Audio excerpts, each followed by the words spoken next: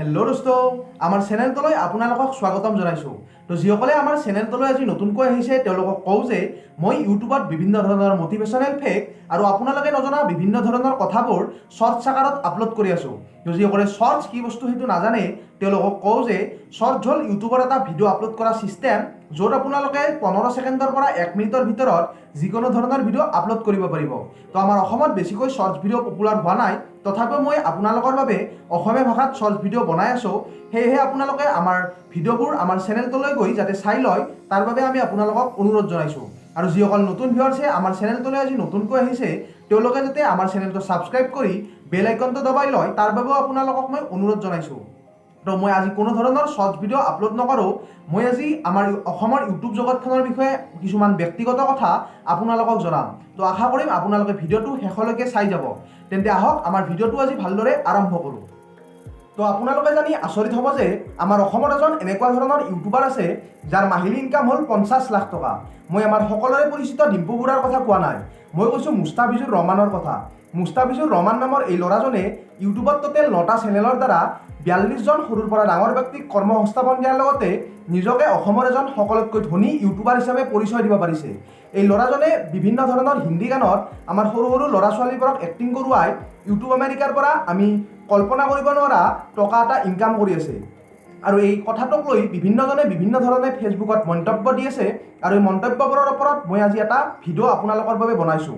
আৰু আশা কৰিম এই ভিডিঅ'টো আপোনালোকে শেষলৈ চাই আপোনালোকে কি ভাবে সেইটো কমেণ্ট কৰি নিশ্চয় জনাব। তো এই ভিডিঅ'টো মই একেবাৰে আপোনালোকৰ লগত কথা পতাৰ নিচিনাকৈ বনাইছোঁ। তো সেয়েহে কিছুমান মাজে মাজে কথাত ভুল লাগিব পাৰে, মোৰ মনৰ কথাবোৰ সম্পূৰ্ণ ব্যক্ত কৰিছোঁ, সেয়েহে আপোনালোকে ক্ষমা কৰি দিব। তো এতিয়া আহোঁ আমাৰ মেইন কথালৈ। তো কিছুমান মানুহে এই কথাটোক লৈ বিভিন্ন ধৰণে ঠাট্টা মস্কৰা কৰি থকা আমি দেখিবলৈ পাইছোঁ। সেয়েহে মই এই কথাটোক লৈ সম্পূৰ্ণ ব্যক্তিগতভাৱে আপোনালোকক কিছুমান কথা জনাম, আৰু এই কথাবোৰ শুনি আপোনালোকে কি ভাবে কমেণ্ট কৰি নিশ্চয় জনাব। এই ল'ৰাটোক বিভিন্নজনে ডিম্পু বৰুৱা আৰু বিকাশ চেত্ৰীৰ লগত তুলনা কৰা মই দেখিবলৈ পাইছোঁ। মোৰ মতে ডিম্পু বৰুৱা নিজৰ ঠাইত ঠিকে আছে আৰু এই ল'ৰাজন নিজৰ ঠাইত ঠিকে আছে, কাৰণ ডিম্পু বৰুৱাইও আমাক বিভিন্ন ধৰণৰ এণ্টাৰটেইনমেণ্ট কৰি আৰু জ্ঞান দি ইউটিউবৰ পৰা টকা ইনকাম কৰিবলৈ সক্ষম হৈছে। আৰু এই ল'ৰাজনে আমাৰ অসমৰ লগতে বিভিন্ন দেশত আমাৰ এণ্টাৰটেইনমেণ্ট কৰি তেওঁ কিবা এটা টকা ইনকাম কৰিবলৈ সক্ষম হৈছে। আৰু আমাৰ যিসকল ইউটিউবাৰেও আমাৰ ইউটিউব আমেৰিকাৰ পৰা টকা পাই আছে, এই সকলোৱে আমাৰ এটা ইনকাম কৰি আছে, যাক লৈ আমি গৌৰৱ কৰিব লাগে। তো প্ৰথমতে কোনেও ইউটিউবত টকা ইনকাম কৰাৰ বাবে ভিডিঅ' আপলোড নকৰিলেও পিছলৈ যেতিয়া ভিডিঅ' আপলোড কৰি টকা ইনকাম কৰা আৰম্ভ হয় তাৰপিছত কেৱল টকাৰ বাবে ইউটিউবত ভিডিঅ' দিবলৈ আৰম্ভ কৰে। আৰু এইটো মই একেবাৰে ভাল কথা বুলিয়েই ভাবোঁ, কাৰণ আমাৰ অসমত এনে নিবনুৱা সমস্যা অধিক, আৰু ইউটিউবৰ নিচিনা এটা এনেকুৱা প্লেটফৰ্ম আমাৰ অসমলৈ আহিছে যিটোৰ দ্বাৰা আমাৰ অসমীয়া যুৱক যুৱতীসকলে ইউটিউবত ভিডিঅ' দি টকা ইনকাম কৰি নিজে স্বাৱলম্বী হোৱাৰ লগতে আৰু বহুজনক স্বাৱলম্বী কৰিব পাৰিছে।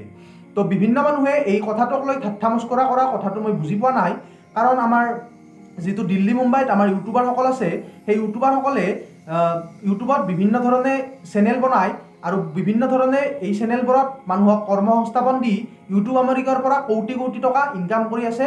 আৰু এই কথাবোৰ আমি জানিও নজনাৰ ভাও ধৰি আমাৰ অসমীয়া কোনোবাই যদি ভালদৰে ইউটিউবৰ পৰা ইনকাম কৰিছে নাইবা ভালদৰে বিজনেছ কৰিবলৈ আৰম্ভ কৰিছে তেওঁলোকক আমি ঠাট্টা মস্কৰা কৰি আছোঁ।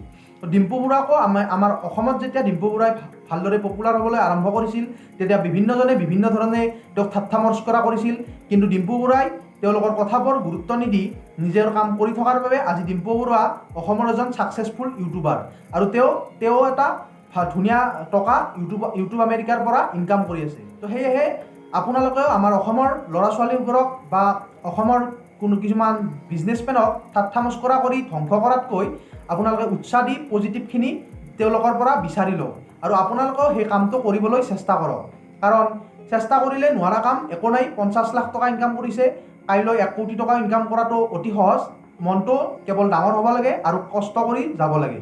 তো যিসকলে আমাৰ ভিডিঅ'টো শেষলৈকে চালে তেওঁলোকক বহুত বহুত ধন্যবাদ, আৰু আপোনালোকে এই বিষয়ে কি ভাবে তাৰ বিষয়ে কমেণ্ট কৰি জনাব, কাৰণ আমাৰ যিখিনি চুবুৰীয়া ৰাজ্য নাইবা কেন্দ্ৰ চৰকাৰ আমাক সদায় অৱহেলা কৰি অহা আমি দেখিবলৈ পাইছোঁ, আৰু এইখিনিতে আমাৰ মিজোৰাম চৰকাৰেও আমাক কেনেদৰে অৱহেলা কৰি আমাৰ অসম আৰক্ষীৰ 6জনকৈ জোৱান মাৰি পেলাইছে সেইটোও আমি দেখিছোঁ। সেয়েহে অসমীয়াখিনিক হিন্দু মুছলমান এইবিলাক নকৰি আমি কেনেদৰে আগবাঢ়ি যাব পাৰোঁ তাৰ বিষয়ে আমি গুৰুত্বপূৰ্ণভাৱে আলোচনা কৰাটো আমি বিচাৰোঁ। ফেচবুকত এই ধৰণৰ কথাবোৰক ঠাট্টা মস্কৰা কৰাতকৈ আপোনালোকে ভাল ভাল কথাবোৰ আলোচনা কৰক। আমাৰ অসমৰ যুৱকখিনিয়ে কেনেদৰে আগবাঢ়ি যাব পাৰে তাৰ বিষয়ে আপোনালোকে আলোচনা কৰক।